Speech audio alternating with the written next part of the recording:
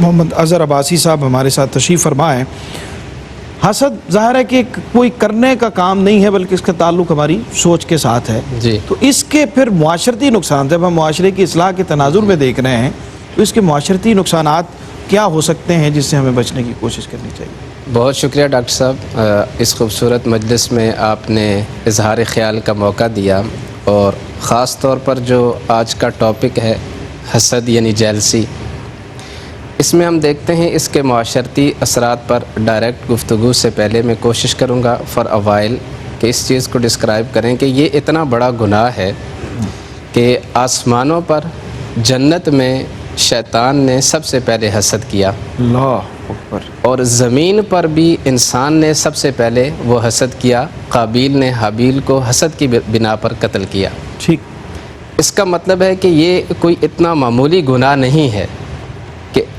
پھر ہم دیکھتے ہیں قرآن کریم کو تو سیکنڈ لاسٹ سورہ میں 4 چیزوں میں سے ایک چیز جس سے اللہ سبحانہ و تعالیٰ نے خود حکم فرمایا کہ تم پناہ مانگو، وَمِن شَرِّ حَاسِدٍ إِذَا حَسَدَ۔ اللہ اکبر، اس کا مطلب ہے کہ یہ اتنا بڑا ایک گناہ ہے اور اتنی بڑی ایک اخلاقی بیماری ہے کہ جس کی اصلاح کی ہمیں بہت ضرورت ہے۔ ٹھیک، اب ہم دیکھتے ہیں کہ معاشرتی طور پر اس کا کیا نقصان ہو سکتا ہے، تو سب سے بڑا نقصان جو ہمارے رشتے ہیں وہ کمزور ہو جاتے ہیں، صحیح، ہمارا بھائی چارہ وہ ختم ہو جاتا ہے۔ ٹھیک، اور بھائی چارہ کیسے ختم ہوتا ہے اس کی مثال بھی ہم قرآن حکیم سے دیکھتے ہیں کہ سیدی حضرت یوسف علیہ السلام کو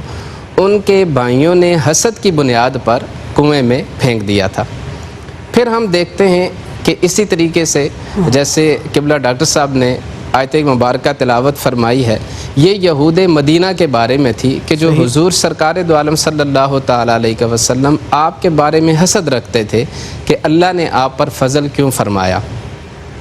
تو معاشرتی طور پر سب سے پہلی چیز ہے کہ ہمارے معاشرے سے وہ بھائی چارہ اس کا خاتمہ ہوتا ہے، اخوت وہ ختم ہو جاتی ہے۔ اس کے بعد ہم دیکھتے ہیں رشتوں میں محبت وہ ختم ہو جاتی ہے۔ پھر ہم دیکھتے ہیں کہ اتحاد اور اتفاق یہ کسی بھی معاشرے میں قوت کے طور پر دیکھے جاتے ہیں، معاشرہ اس پر کھڑا ہوتا ہے۔ جب ایک دوسرے کے ساتھ ہم حسد اور جیلسی کرتے ہیں تو اس کی وجہ سے معاشرے میں انتشار پیدا ہوتا ہے، اور پھر آخر میں ہم دیکھتے ہیں کہ جو حسد کرنے والا شخص ہوتا ہے وہ ہمیشہ ایک اضطراب میں اور ایک فکر میں ہوتا ہے، اور اس کے نتیجے میں معاشرہ پورے کا پورا وہ بدشگونی اور بدعنوانی اور بد اعتمادی کی فضا میں وہ چلا جاتا ہے۔ بالکل ٹھیک۔